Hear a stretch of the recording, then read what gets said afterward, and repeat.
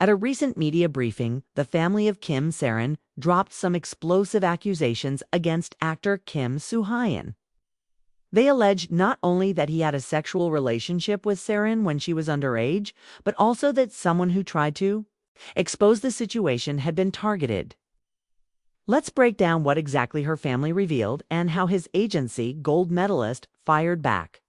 On May 7th, the family's legal representative, Boo Ji-seok, stood before reporters and claimed they were ready to uncover a serious offense supposedly committed by Kim Soohyun. Even before the conference kicked off, gold medalist seemed visibly on edge. The agency issued a statement urging the public not to fall for what they described as unverified and prejudiced stories. They warned against the spread of false information about their artist, highlighting the increasing speculation that had followed earlier statements to show their support. Soohyun's Chinese fan base sent protest trucks to the venue, displaying strong messages of loyalty. One truck boldly declared, "We'll stand with actor Kim Soohyun.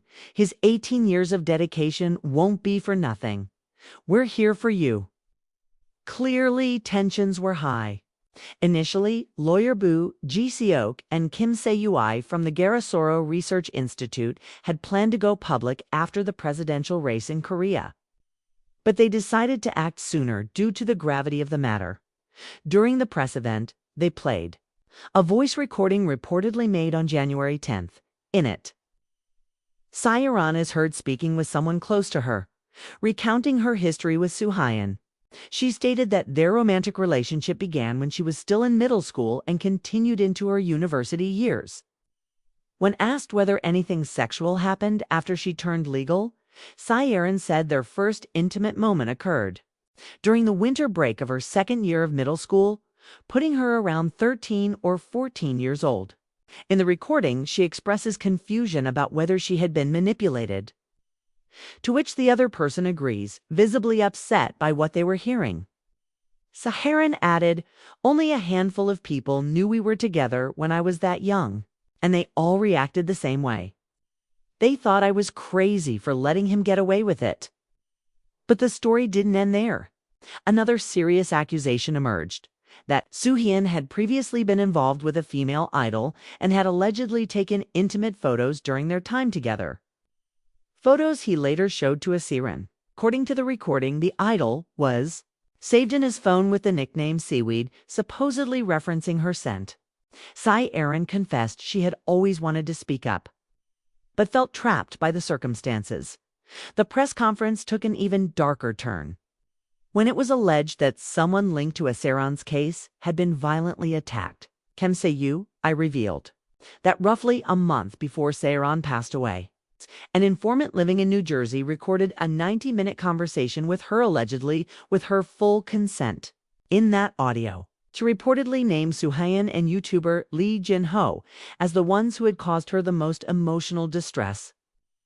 The tape supposedly includes very explicit and painful content. Kim claimed that this informant had turned down a multi-million-dollar offer to sell the recording, opting instead to provide it to South Korean journalists. But not long after that, things took a shocking turn. On May 1st, the informant was allegedly stabbed in the neck 9 times by 2 individuals. The wounds were documented with medical records that were shared at the event. One of the suspects was identified as a Korean Chinese individual who had recently arrived in the U.S. The injuries were so severe that one of the victim's hands suffered lasting nerve damage. Still, the informant insisted on releasing a portion of the tape too, the public believing that things could escalate further if they stayed silent. Kim Se-ui called the stabbing a deliberate effort to silence someone holding critical evidence. He also mentioned that the case is now being handled by the FBI rather than local authorities in New Jersey. Following all this, Saeron's family officially filed a criminal complaint against Soohyun, accusing him of violating the Child Welfare Act. They stated, "It has been verified that Kim Soohyun coerced the late Kim Saeron into sexual acts and repeatedly abused her during her middle school years, particularly over winter break in her second year. Additionally, They said they'd noticed suspicious vehicles parked near Saeron's aunt's residence and had requested police protection for her. And Kim Soohyun, the public reaction was a whirlwind. Outrage, disbelief, and concern all poured. In one social media user wrote, "This is absolutely vile. He needs to be locked up now." Another commented, "I want her to receive justice more than anything. Kim Soohyun must be held accountable." Some held on to hope once they heard that the FBI was involved, believing it could lead to proper legal consequences and force Korean authorities to take the case more seriously. But the response wasn't unanimous. A chunk of the internet remained skeptic from the authenticity of the voice in the recording to whether the evidence itself was real. Some even suggested the audio didn't sound natural, proposing it may have been faked using AI. Soohyun's loyal fans pushed back hard, claiming the audio clip was fabricated and the entire event orchestrated. Critics also questioned the credibility of Garasoro Institute, citing their history with political scandals and controversial exposés. Others doubted the injury photos shown during the press conference, alleging that the images were old or could only be found online, further fueling suspicions. Gold medalist wasted no time issuing another strong statement denying all allegations. They claimed the voice recording was a deep fake created with AI technology. According to the agency, someone had approached them with a clip where a fake Saeron spoke favorably about Soohyun and then tried to sell the full audio for a hefty sum. Gold medalist refused the offer, stating it was clear the voice wasn't real and that the person never had any real connection to Saeron. After the deal fell apart, they claimed this same individual turned to Garasoro and handed over the doctored audio. They also dismissed the stabbing story as completely made up and said the injury photos shown were taken from the internet. The agency said they would be pursuing legal action against Garasoro for spreading what they called falsehoods. YouTuber Lee Jin-ho also chimed in, defending gold medalist and denouncing the entire story as fraudulent. He accused the informant of being a scammer who used fake names like Carl and Kevin O to pull off financial cons, including voice phishing. Lee said the pictures shown were generic images scraped from Google and pointed to Kakwo's messages and financial records as proof of shady dealings between the informant and Garasoro. After all this, some viewers began to question everything.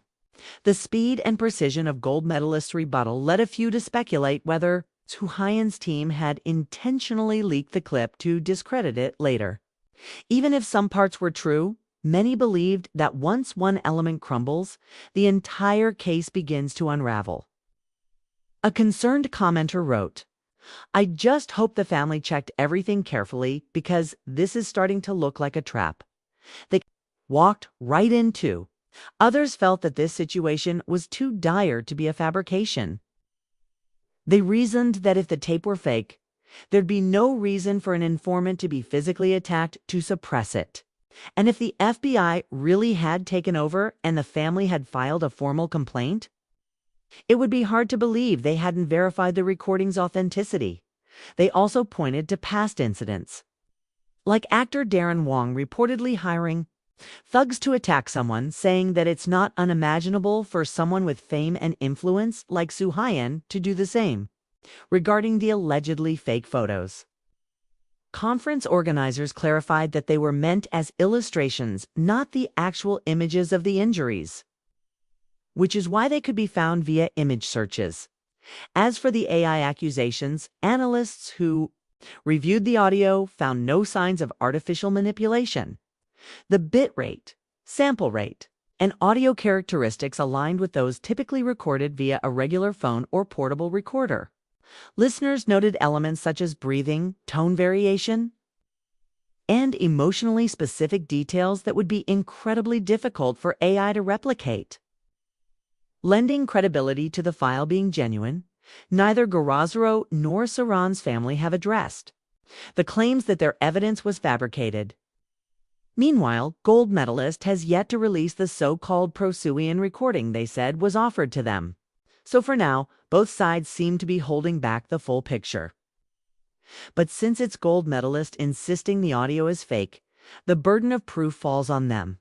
We'll just have to wait and see how this all plays out. Thanks for watching. If you found this video informative, make sure to hit that like button, share your thoughts in the comments, and don't forget to subscribe for more updates as this story unfolds. See you in the next one.